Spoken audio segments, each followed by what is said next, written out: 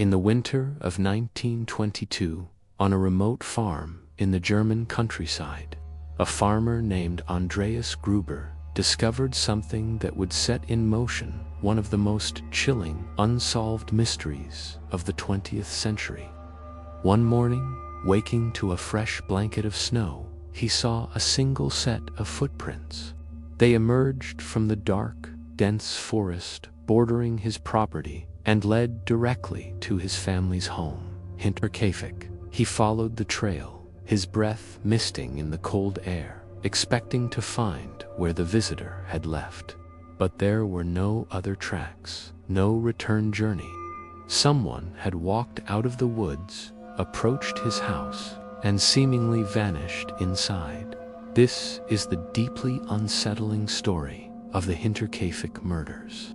It's a case that stands apart from others, not just because it remains unsolved, but because of the terrifying behavior of the killer. This wasn't a person who simply committed a crime and fled. This was someone who, after the act, decided to stay. They moved in. In the days leading up to the tragedy, the Gruber family lived in a state of quiet, creeping dread. The strange footprints were just the beginning. Andreas told neighbors he'd been hearing inexplicable noises from the attic footsteps pacing back and forth above their heads while they tried to sleep. A set of house keys, which he kept meticulously, suddenly disappeared without a trace. Then, a newspaper from Munich appeared on the kitchen table, a paper none of the family had purchased or subscribed to. The unease in the house grew thick and suffocating. The family's maid became so unnerved by the constant, unexplainable occurrences that she was convinced the house was haunted. She declared she couldn't stay another night, packed her bags in a panic, and fled. As it turned out, her fear saved her life. She was the last person to leave Hinterkaifeck alive. Her replacement arrived just hours after the family was already gone. On the final, fateful night of March 31st, the unseen presence in the house finally made its move.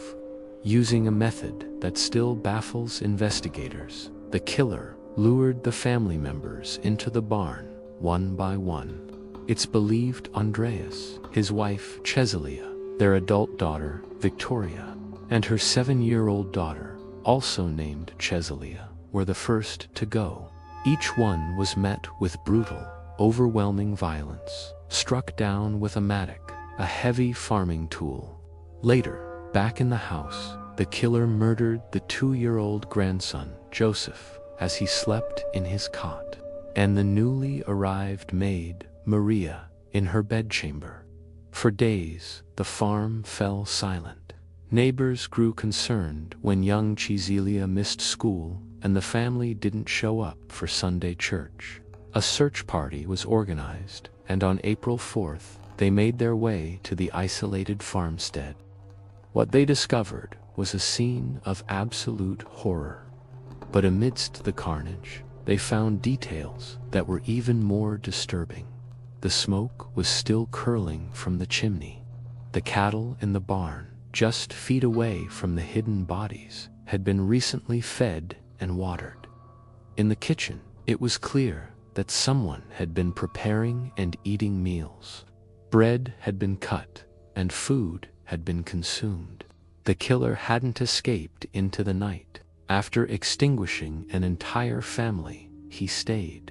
For at least 3 days, he lived in the house, sleeping in their beds, eating their food, and tending to their livestock, all while the bodies of his victims lay cold and undiscovered in the hay.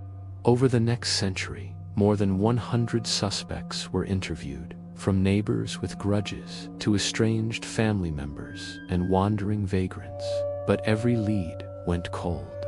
No one was ever charged.